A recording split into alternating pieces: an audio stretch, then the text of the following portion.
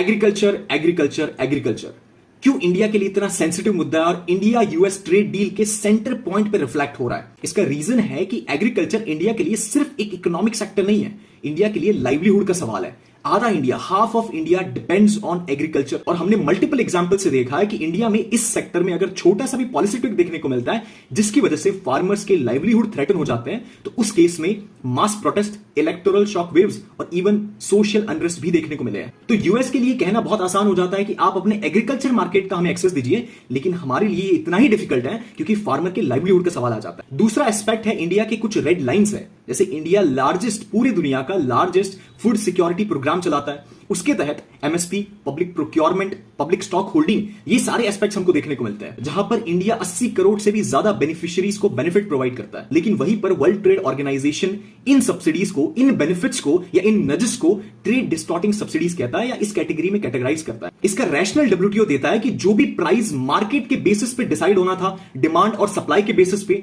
वो इन सारी सब्सिडीज की वजह से बहुत ज्यादा डिस्टॉर्ट हो जाता है। लेकिन वहीं पर हम देखते हैं कि यूएस खुद कुछ प्रोडक्ट्स पे 150 से लेकर 500% तक की सब्सिडीज देता है। तो हमारा जो सपोर्ट है, अगर वो ट्रेड डिस्टॉर्टिंग है इस रीजन से, तो यूएस जो नजेस और सपोर्ट दे रहा है that also become trade distorting. इसी के साथ में इंडियन डेयरी, जीएम क्रॉप्स, ये सारे कॉन्फ्लिक्ट पॉइंट निकल के आते हैं कि यूएस इन सभी को इंडिया में एक्सपोर्ट करना चाहता है। लेकिन जीएम क्रॉप के अगर हम एग्जांपल्स देखें, बीटी ब्रिंजल हो गए, जीएम मस्टर्ड हो गए, हमने खुद अपने मार्केट में उन्हें डेवलप करने के बाद भी लॉन्च नहीं किया है, then how could we launch GM crop जो यूएस से आ रहे हैं? मतलब ओवरऑल यूएस के लिए कॉर्पोरेट डोमिनेंस और मार्केट कैप्चर का तरीका है, लेकिन इंडिया के लिए ये जिस स्केल पे आएगा that could crush small marginalized farmer in India, और जो फार्मर्स के पास में एमएसपी एक बार्गेनिंग पावर के रूप में, that would also go diluted। और इन्हीं रीजन से agriculture was the centre of India US trade deal, क्योंकि इंडिया टैरिफ, टेक या सर्विसेज में कॉम्प्रोमाइज कर सकता है, लेकिन agriculture is politically non negotiable. और इसी कारण से हम देखते हैं कि इंडिया यूएस ट्रेड डील इतने समय से डिले होते आ रहा था। वर्ल्ड ट्रेड ऑर्गेनाइजेशन के अंदर हमारी जो डिमांड्स है